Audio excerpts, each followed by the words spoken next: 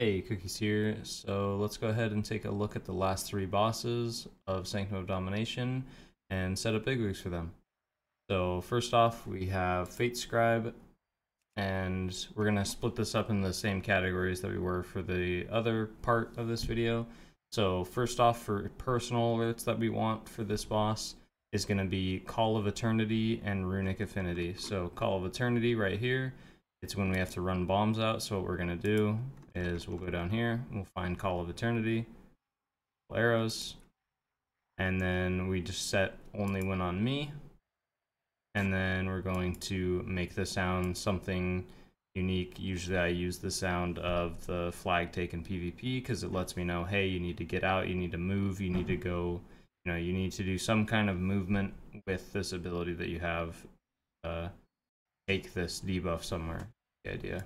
So noise that I use, that, and what this ability is, the Call of Eternity, it's the giant circles that you get in the fight that you have to take out of the raid. And then the other personal alert is Runic Affinity. So it's just a debuff down here, and all we want is to set it only when on me. What it does is when it's going to let you know if you can help with the minigame or not. That's basically all it's going to do, is just let you know if you can do the minigame or not and help people out if they call for like backup or you just need somebody to go out and do it. So we set that only when on me, and then we will make the sound. Again, we can make it something. We technically could use the flag taken PvP thing because those circles don't happen during the intermission. So if we hear that noise during the minigame, it means, something different than if we hear it during the first and second phase. So as long as that's not going to confuse you, you could use the same sound because it's still kind of the same idea.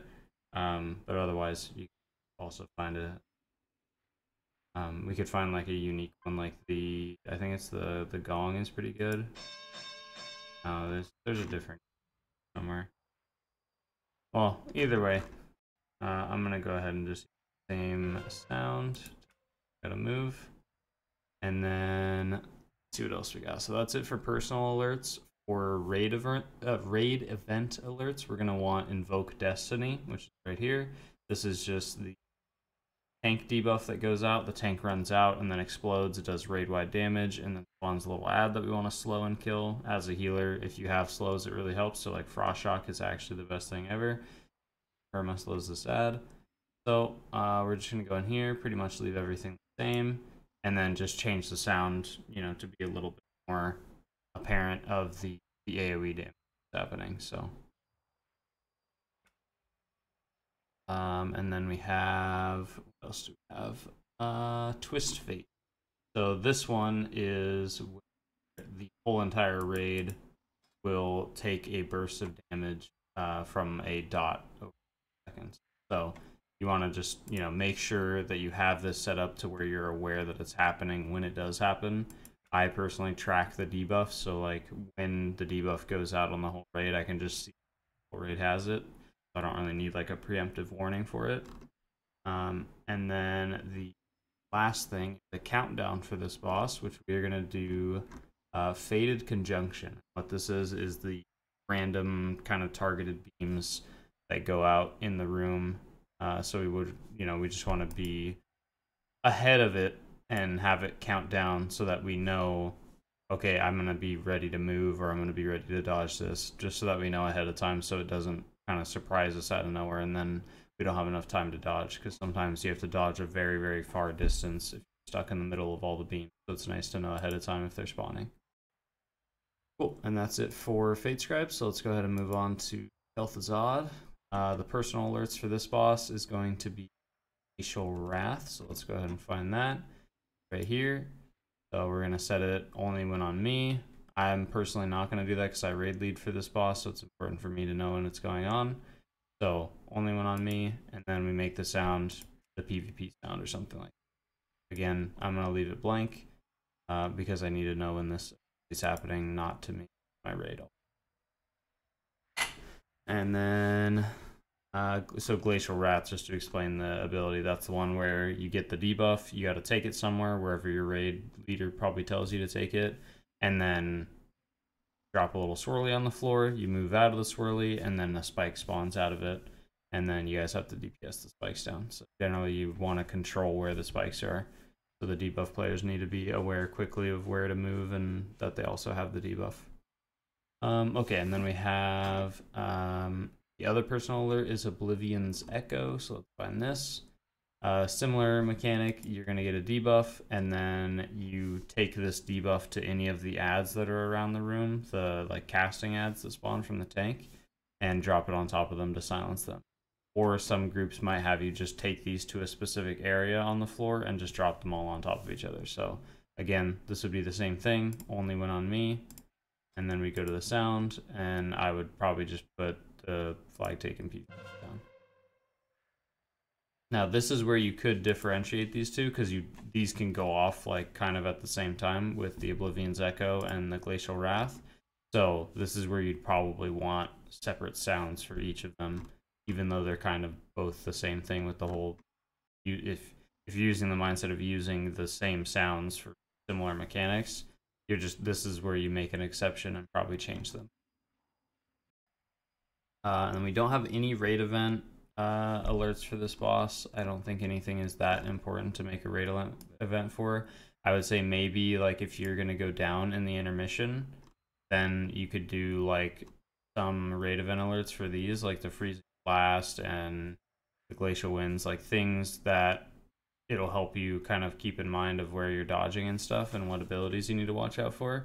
But outside of the downstairs phase, there's really not anything like out of blue that strikes me as very important to set as a raid event. So we have our countdown for this boss, which is going to be Frost Blast right here. So Frost Blast is the giant swirl that spawns on a player, and the whole raid needs to help soak it, and it roots everybody when it lands and does a bunch of AoE damage.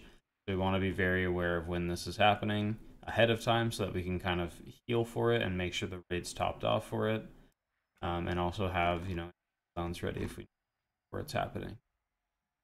So that is it for Kel'Thuzad. So we'll go ahead and move to Sylvanas. So for Sylvanas, personal alerts is going to be Wailing Arrow right here. These are the arrows that happen on tanks in phase 1, but then in phase 3, you have the tank and 2 random players get it. So it's a pretty good chance that you're going to end up with this debuff. So we want to set this as only when on me, and then make the sound something where, yeah, it'll probably be the flag taken, or even be like the Beware Destruction thing. You could do the Runaway one. That's probably how you differentiate these two. If you have to do 2 overlapping mechanics that are the same thing, like Kel'Thuzad, for instance, I would use like the flag taken for one and then Runaway for the other. Okay, cool. And then let's see settings on that. There we go. Okay. And then we have Wailing Arrow for personal alerts, and then for raid event alerts we have Shadow Dagger. So this right here, this is another thing where I just have it tracking as a debuff, so I don't really need to change anything here. But we want to be made aware of when Shadow Dagger is being cast. Domination Change is another one. This one's very important. This one is where all the swirlies spawn, and you want to kind of stay near a swirly if you need your debuff reset, but you also have to stay away from the chain so you don't get instant killed on heroic at least. Okay, so we have Shadow Dagger, Domination Chains, Wailing Arrow, which is the same debuff that we had up here. You just want to be aware of when the raid's taking damage from it, so we have some kind of notification for that. And then we have Banshee's Wail right here. So this is first and second phase. And this is just going to do, it's going to make everybody spread out, and then you get silenced, and it does damage to the whole raid. So aware that it's happening so that you're not on top of anybody.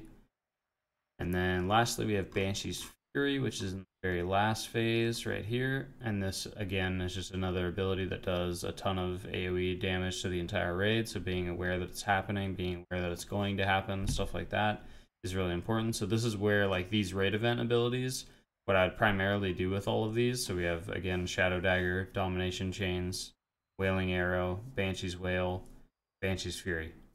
5 abilities. And what I would do is go through in here and change the color of each of these on the bars and just make the color something like slightly unique, at least for 1 or 2 of these, maybe all of them. Depends on like how much you want to mess around with that, but basically having unique colors for these so that you know that like when they're going to happen through the BigWigs timers and stuff. That's the main thing. What like a raid event alert would is just making it to where you know that the ability is happening or going to happen. It's very important. And then our countdown for this boss is going to be Veil of Darkness. In phase 1 and 2, it's less important. Or actually, no, it's the other way around. In phase 1 and 2, it's very important to know for, and then in phase 3, countdown's not going to be as important, but that's okay. So what this ability does, I already have the countdown set up. This is where she spawns the giant pools on the floor, and you have to move out of them. Otherwise, you take a bunch of damage, and you get a healing absorb on yourself. And it is very, very, very, very, very nasty. Heroic.